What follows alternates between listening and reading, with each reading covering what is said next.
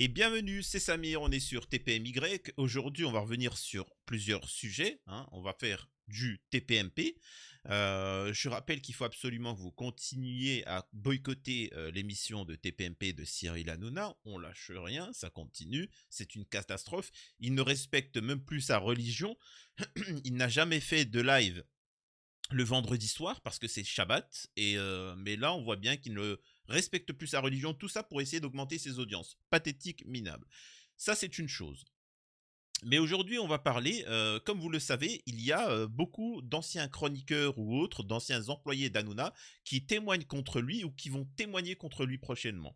Et il a voulu glisser un certain message dans l'émission. Vous allez voir, pour moi, je considère ça comme des menaces, pour Clément Garin, etc., ainsi de suite. Donc, vous allez voir ce qu'il en est. Et on va aussi voir, encore une fois, que l'émission poursuit sa quête dans l'islamophobie, dans le deux poids, deux mesures, dans ce... Bon, vous allez voir ce qu'il en est. Avant ça, je vous invite à me rejoindre sur mes réseaux sociaux. Likez, partagez, commentez, laissez un commentaire sous la vidéo et abonnez-vous, ça permet un meilleur référencement. Je suis en live du lundi au vendredi tous les soirs sur TikTok et sur Twitch. Donc voilà, je remercie l'abonné qui s'est amusé à me faire des petits changements, etc. Vous me direz ce que vous en pensez en commentaire. Donc voilà. Merci à toi, camarade. Allez, c'est parti. Vous allez voir de quoi ça parle. Écoutez-moi ça. En fait, la Cour de cassation s'est prononcée sur le cas d'un salarié qui contestait son licenciement. Il avait lourdement insisté auprès de son patron pour obtenir des congés en dehors des périodes prévues par l'entreprise avec une certaine insolence. Il a obtenu gain de cause et ensuite il a écrit à son patron « Je considère que l'incident est clos ». En clair, un salarié qui n'hésite pas à tenir tête et même à narguer son patron pour obtenir gain de cause, eh bien la justice lui a donné raison. Ce n'est pas un motif de licenciement. En résumé, ça fait référence, ils ont trouvé une affaire où un employé avait été taquin avec son patron. C'est pas interdit par la loi. Et Hanouna a voulu utiliser cet exemple-là. Bon, ils vont en rire, mais écoutez les propos en live.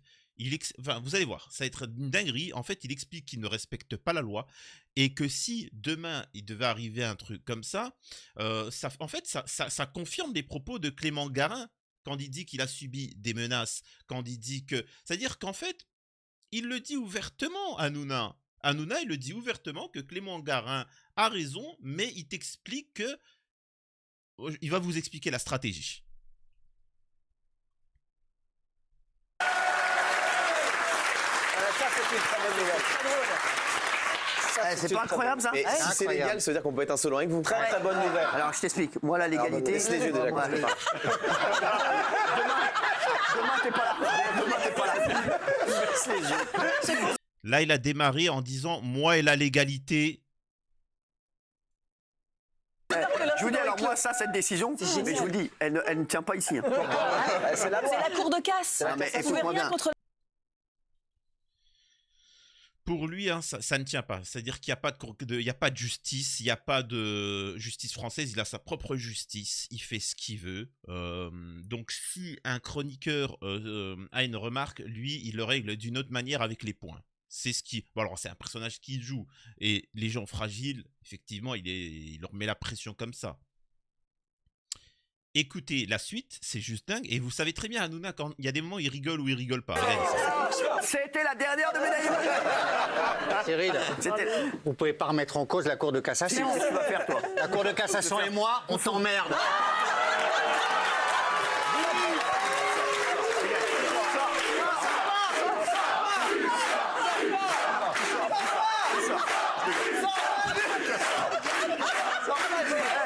Tu verras que demain tu seras pas là. Tu menaces fragile comme ça? Vous voyez qu'il utilise son émission comme punition. Et ça, je vous invite à voir les deux vidéos précédentes, les vidéos que j'ai faites sur l'analyse psy, le profil psychologique de qui est Cyril Hanouna. Et il utilise son émission pour arriver à ses fins, pour se taper des chroniqueuses, pour se taper des femmes, pour se... en soi, c'est pas gênant, mais pour asseoir une certaine dictature dans son plateau. Et qui va hors la loi. Il le dit lui-même. Donc là, vous voyez bien que, même si c'est pour rire, il veut le punir, il veut le châtier d'avoir voulu se révolter même pour rigoler. Et ça se poursuit. Non, mais Gilles, tu seras pas là demain. Liberté d'expression. Bah, tu verras, demain tu seras pas là. Tu verras. Alors je peux vous dire, je peux avoir des tout. Tu verras demain, tu seras chez toi et tu verras bien. Tu verras quand.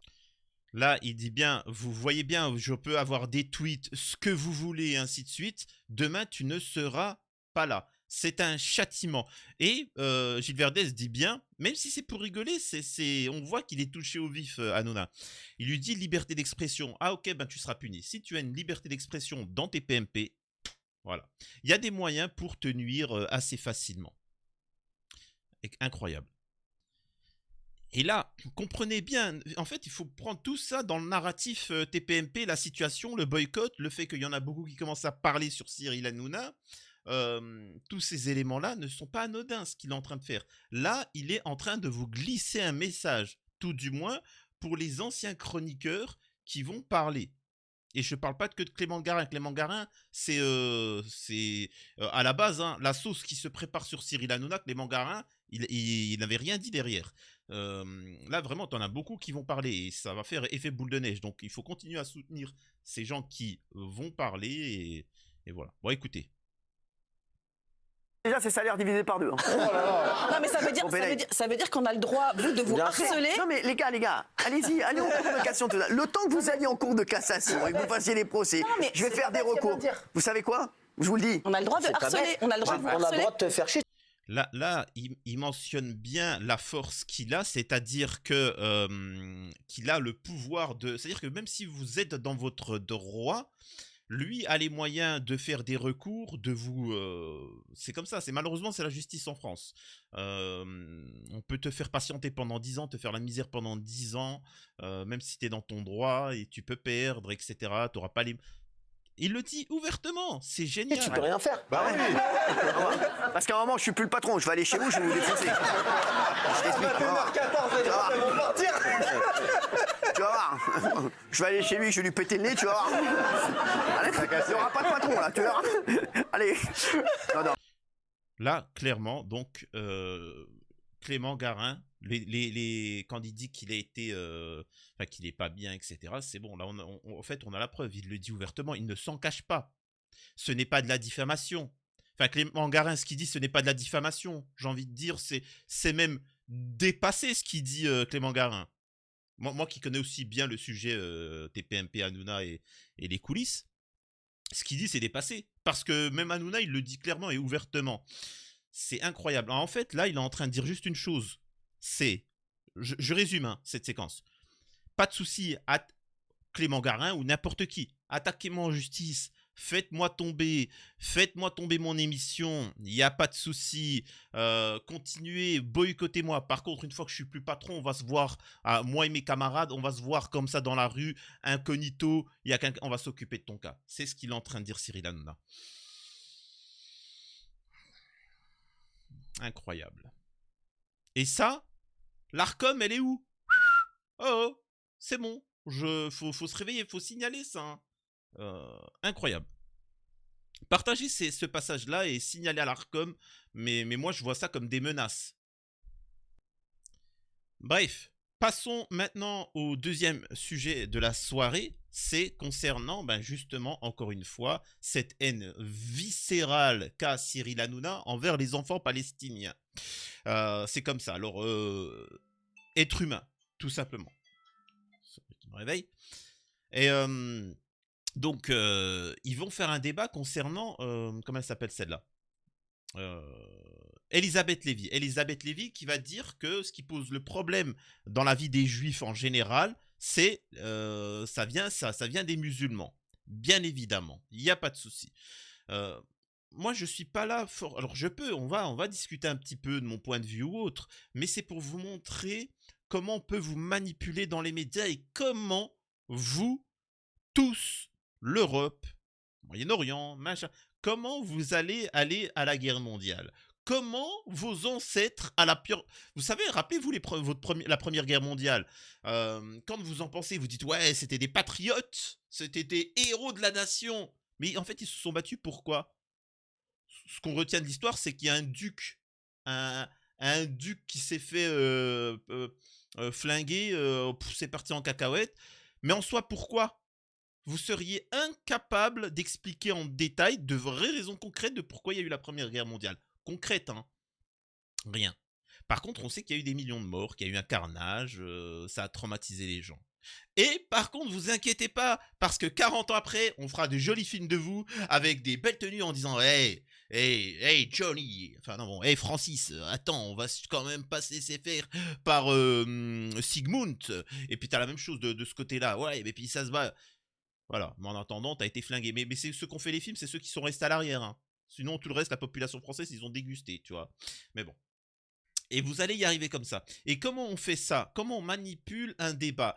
Eh ben, tu invites Elisabeth Lévy et tu lui laisses exprimer pendant 5 minutes où elle dit « Écoutez, il y a des arguments, l'islam, on est bien d'accord que l'islam, c'est ci, c'est ça, etc. C'est quand même ignoble ce qui s'est passé en Israël. Regardez, des pauvres enfants. Est-ce que vous condamnez le Hamas? Vous condamnez?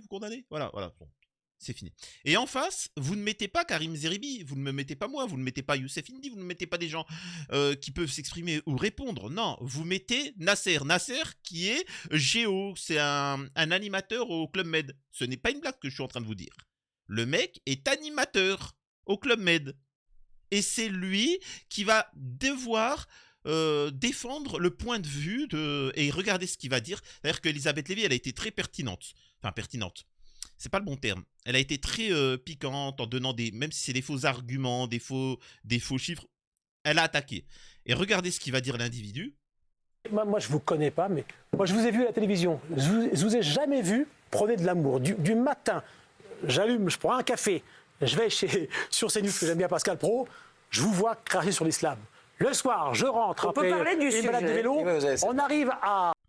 Elisabeth Lévy, vous voyez, en fait, tout ça est fait pour que inconsciemment vous dites mais c'est vrai qu'ils ont des sacrés bons arguments, ces sionistes là, mais par contre, les musulmans, ils patinent, hein, ils patinent.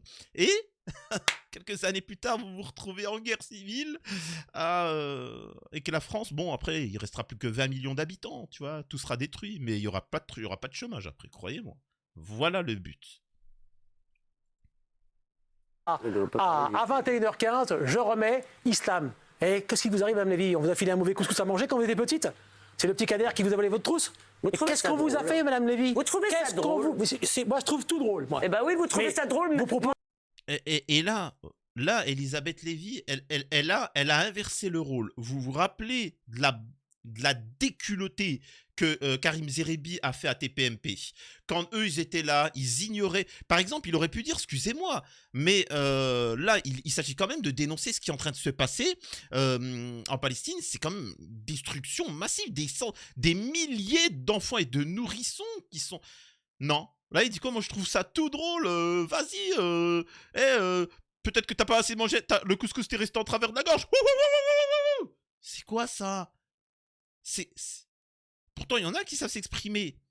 Et en fait, rappelez-vous de cette séquence où Karim Zeribi les aura tous mis en place. Là, il n'y a pas de... Tu vois, on n'est pas là pour rigoler. Il y a un génocide qui est en train de se passer. Il faut le dénoncer et il faut agir. Il l'aura mis en place. Et là, ils inversent les rôles.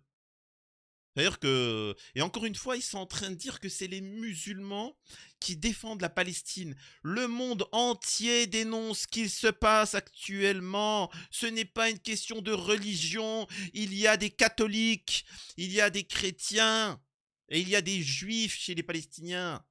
Donc qu'est-ce qu'il me raconte?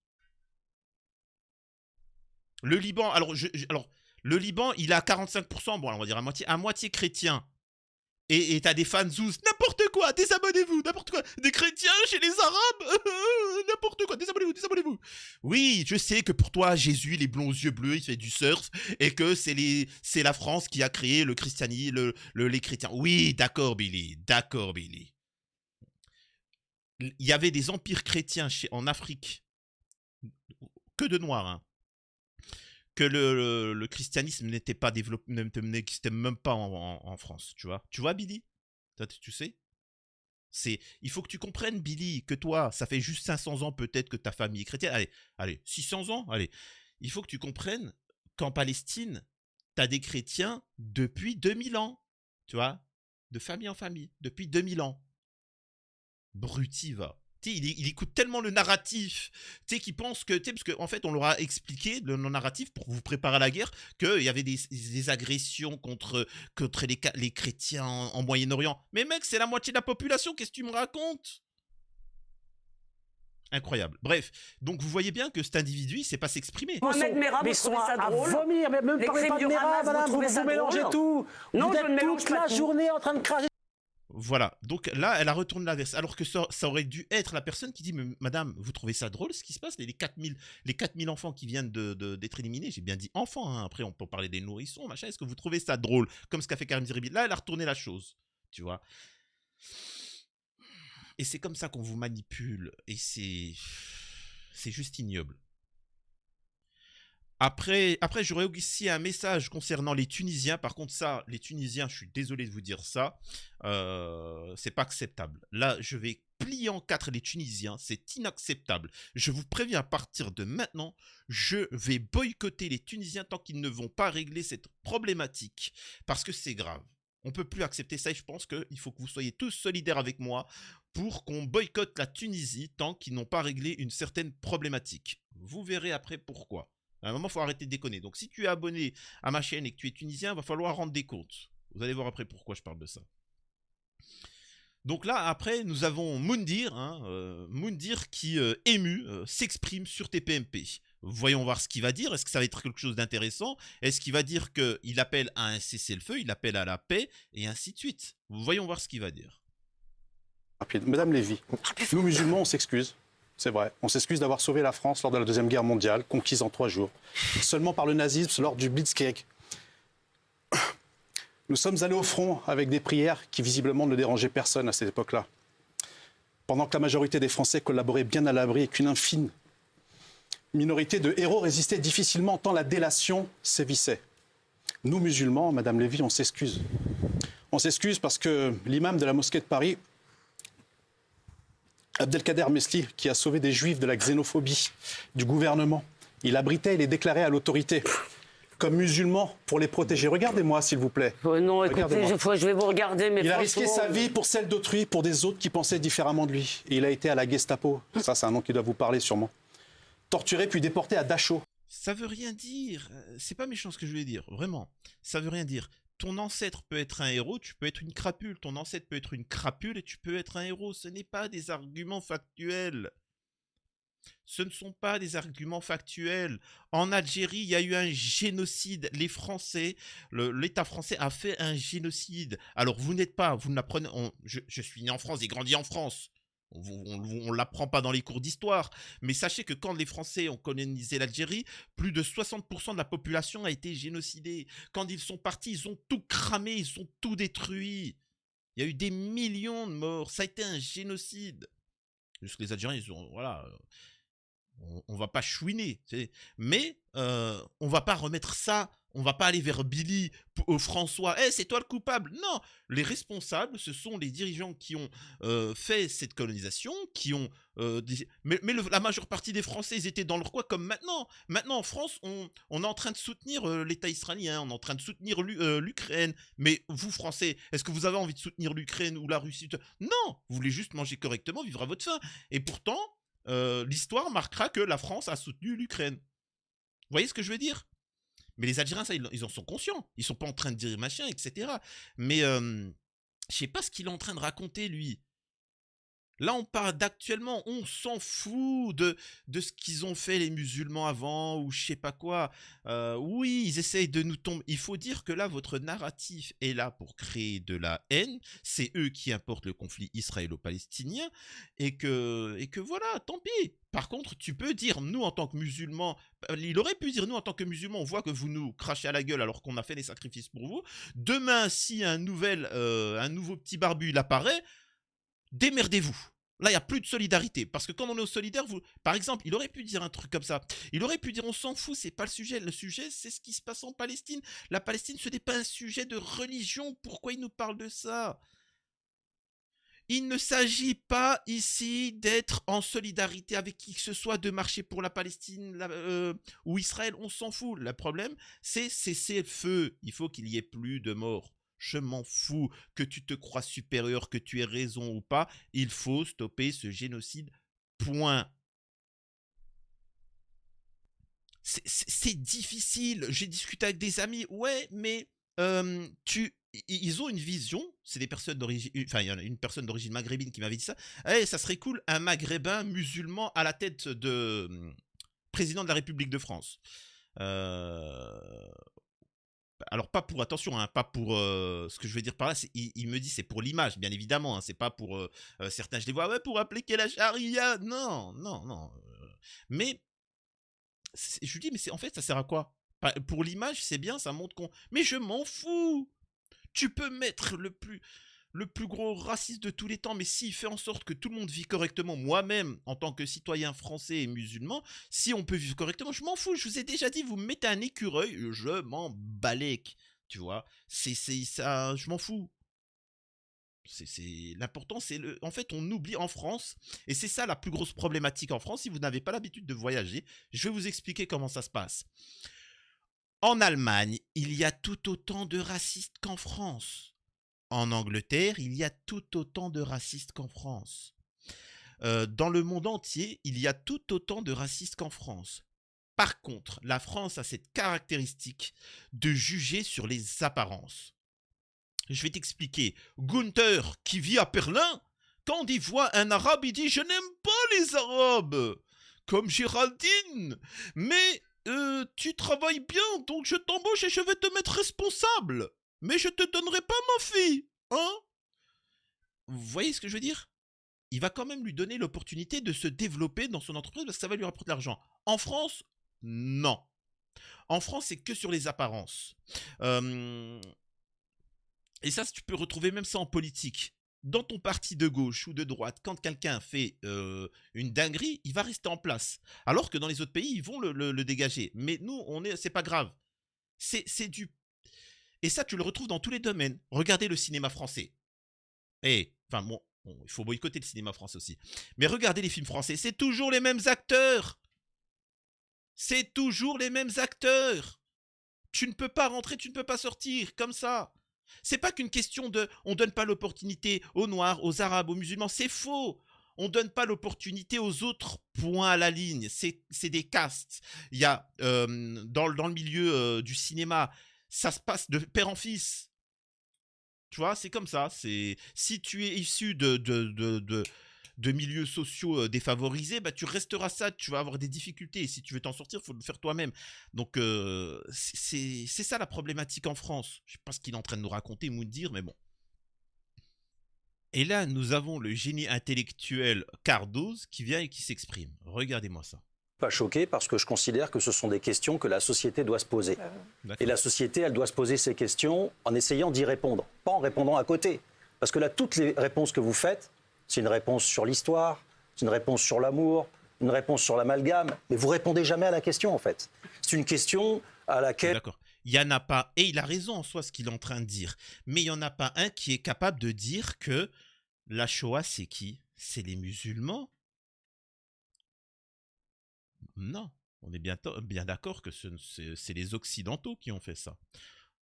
Les pogroms, tout ce qui s'est passé en Europe, hein, pendant 2000 ans, ce qui s'est passé même bien plus sur les Juifs, c'est qui? C'est les musulmans. Pendant ce temps, les musulmans au Moyen-Orient, ils étaient tranquilles. Hein.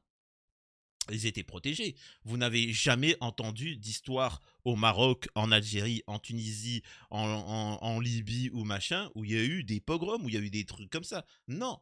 Ils ont toujours fait partie de la société. En Palestine, il faut savoir qu'en Palestine, c'était composé de musulmans, comment on appelle ça?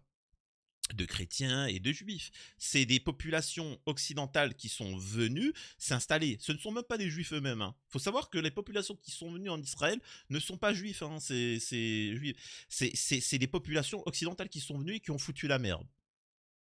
Ça, il faut le comprendre. C'est pour ça que vous pouvez voir parfois des juifs manifester en Israël et qui se font tabasser. Vous dites, mais qu'est-ce qui se passe? Parce que ce sont les véritables juifs originaires de Palestine. C'est aussi simple que ça. C'est aussi simple que ça. Mais parlons histoire. parlons l'histoire des drames qui sont passés chez les Juifs, et puis on essaye de voir, on essaie de comptabiliser d'où c'est que ça vient. Pourquoi on ne le fait pas? Et là, il n'y a aucun membre du plateau qui est capable de dire ça. Pourquoi? Parce que tout ça n'est que du théâtre pour vous amener insidieusement à une haine du musulman, haine de plusieurs dizaines, enfin, parce que là, pour moi, on est plus que 10 millions, hein. On est 15, voire même plus que ça en France. Et c'est tout. Préparez-vous. Alors vraiment, je pense que... Il y en a beaucoup qui pensent que je rigole quand je dis ça, etc. Je pense sincèrement que l'Occident est en train de s'effondrer économiquement et qu'ils ont besoin de redonner un coup de boost à l'économie par un massacre. Et faire de la place, tu vois, au niveau des retraités, au niveau de tout ça. Et quoi de mieux qu'une guerre pour ça? Je vous le répète, si vous avez la possibilité d'avoir un plan B à l'étranger, n'hésitez pas.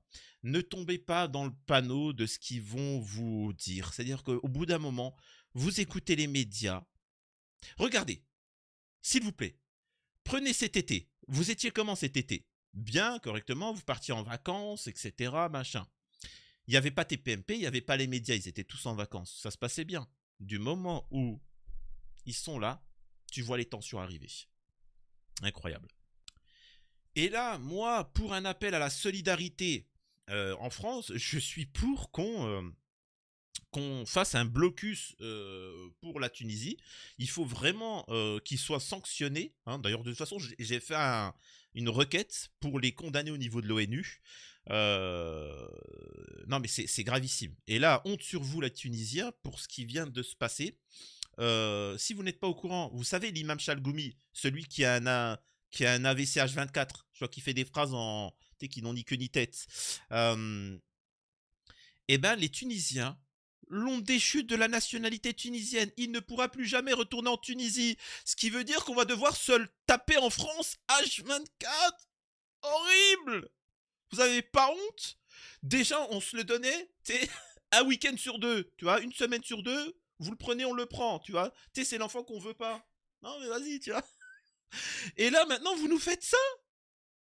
Vous avez pas honte? Non, mais déjà, on a un problème économique. On a un problème avec tout en France. Puis vous nous rajoutez Chalgoumi? Vous avez pas honte? On souffre pas assez? On n'a pas assez souffert comme ça, nous, les Français? Donc on va pas lâcher, hein. Vous allez vous le récupérer. Vous allez récupérer votre Chalgoumi. Pas déconner non plus, hein. Oh. Regardez-moi ça, c'est une honte. C'est une honte. Et ces vidéos doivent être partagées un maximum. Regardez le comportement des Tunisiens. La Tunisie a retiré la nationalité à Chalgoumi. Alors je vais pas vous mettre de la musique parce que c'est de la merde. Mais regardez ça. Regardez, ils sont heureux. C'est gravissime. Regardez, ils sont contents, bien évidemment. Voilà. Il y a des guerres qu'on... Hey, les gars, il y a des guerres qu'on démarré pour moins que ça. Hein.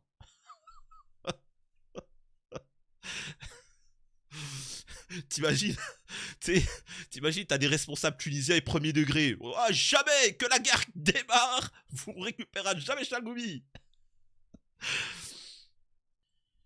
Là, on va poursuivre avec l'invité qui est Jordan Bardella, hein, qui va intervenir sur TPMP.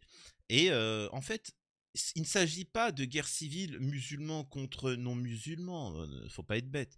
Mais on veut monter en soi. Les gens, pour vous expliquer, ça va être quoi la guerre civile en France? Ça va être les gens de gauche face aux gens de droite.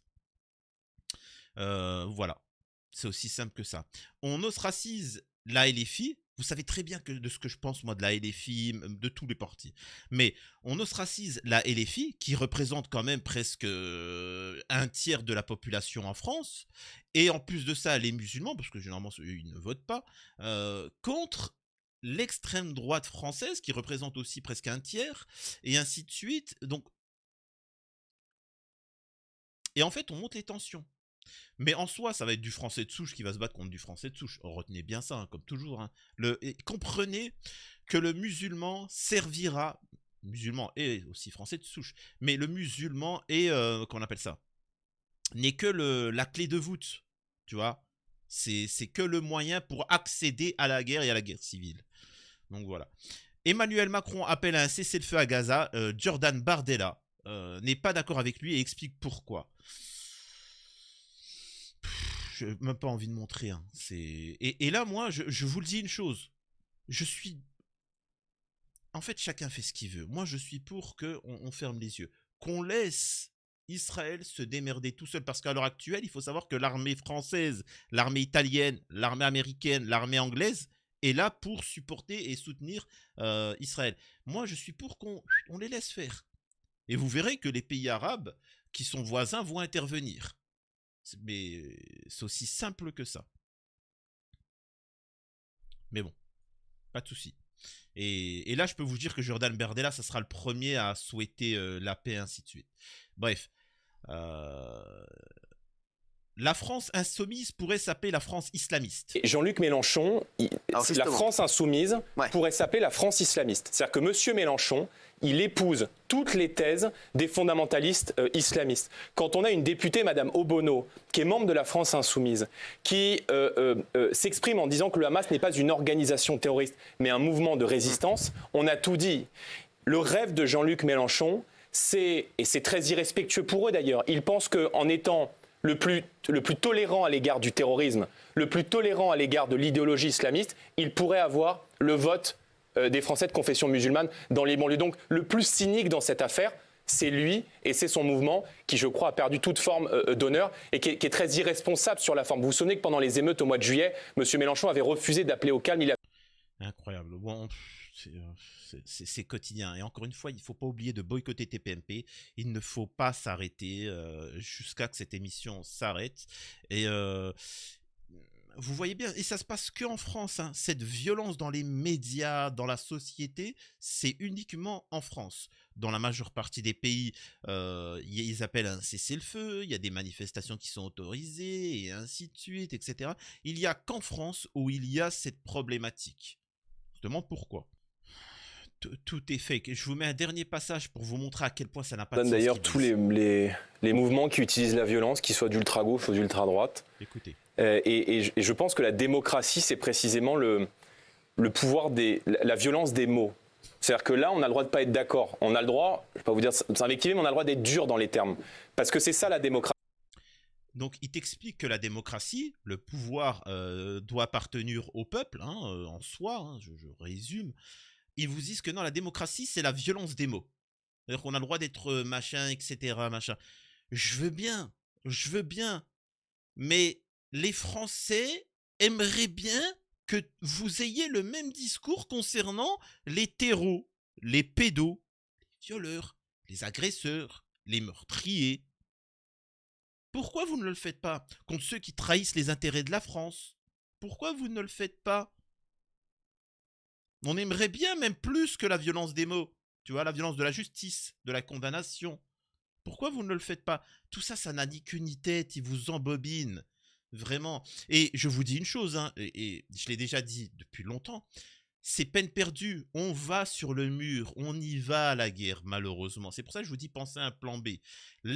Surtout, laissez les gens qui vont tomber dans le panneau, ça va écrémer, et voilà. Ne tombez pas dans le panneau de... Enfin bref. Écoutez, moi, il faut que je me prépare parce que bientôt je suis en live sur TikTok et sur Twitch. Dites-moi ce que vous pensez de cette nouvelle petite décoration, etc. Et voilà, il y a pas mal de vidéos. On va traiter l'affaire Lina, vous inquiétez pas, Lina, Emile, etc. On va continuer, on va parler de toutes ces affaires. On va aussi parler de Palmade, il y a de la nouveauté. Mais voilà. Je rappelle que la priorité, c'est quand même le sujet qui se passe en Palestine et c'est de boycotter TPMP. Continuez à boycotter TPMP, continuez à relayer l'information qu'il faut boycotter, il ne faut rien lâcher. C'était Samir, on était sur TPMY, à la prochaine, bye bye.